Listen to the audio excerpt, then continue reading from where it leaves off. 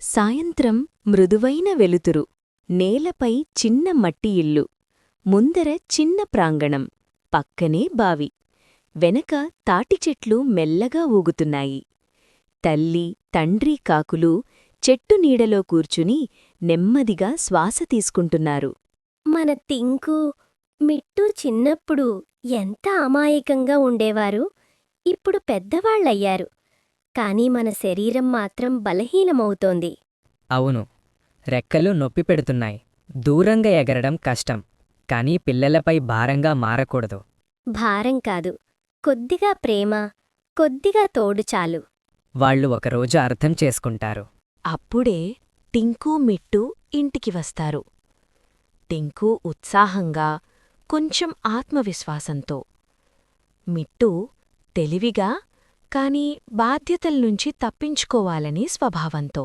అమ్మా, ఈరోజు మా స్నేహితులతో వెళ్ళాలి. అవును, కొత్త ప్రదేశాలు చూడాలి. ఎప్పుడూ ఇంట్లో ఉండలేం కదా. బిడ్డలు, మేమిప్పుడు వృద్ధులం. నీళ్లు తేవడం, గింజలు సేకరించడం కష్టంగా ఉంది. మీరు కొద్దిగా సహాయం చేస్తే మాకు చాలా ఉపశమనం. అమ్మా, ఈరోజు చాలా ముఖ్యమైన పనుంది. రేపు తప్పకుండా సాయం చేస్తాం. తల్లి, తండ్రి నిశ్శబ్దంగా చూస్తారు. ఇంటి వెనుక భాగంలో ప్రతిరోజూ ఇలా సహాయం చేస్తే మనకు స్వేచ్ఛ ఉండదు. అవును, రోజు ఏమని చెప్పాలి? చెట్టు దగ్గర కొత్త గింజల ప్రదేశం ఉందని చెప్పుదాం. లేదా మన స్నేహితుడికి సహాయం చేయాల్సి ఉందని చెప్పచ్చు. ముఖ్యమైన పని అంటాం. పెద్దవాళ్లు ఎక్కువగా అడగరు. అవును, త్వరగా చెప్పి వెళ్ళిపోదాం. అమ్మా, దూరంగా ఒక పెద్ద గింజల ప్రదేశం కనిపించింది. వెళ్ళి చూసొస్తాం. చాలా అవసరం, ఆలస్యమవుతోంది. తల్లికాకి కాసేపు ఆలోచించి, జాగ్రత్తగా వెళ్ళండి. మా ఆశీర్వాదం మీతో ఉంది. ఇద్దరూ ఎగిరిపోతారు. చెట్టు దగ్గర ఒక కోతి కూర్చుంది. ఎక్కడికి వెళ్తున్నారు? గింజలు తీసుకురావడానికి. అబద్ధం చెప్పి బయటకు వచ్చారా? నీవెవరడగడానికి?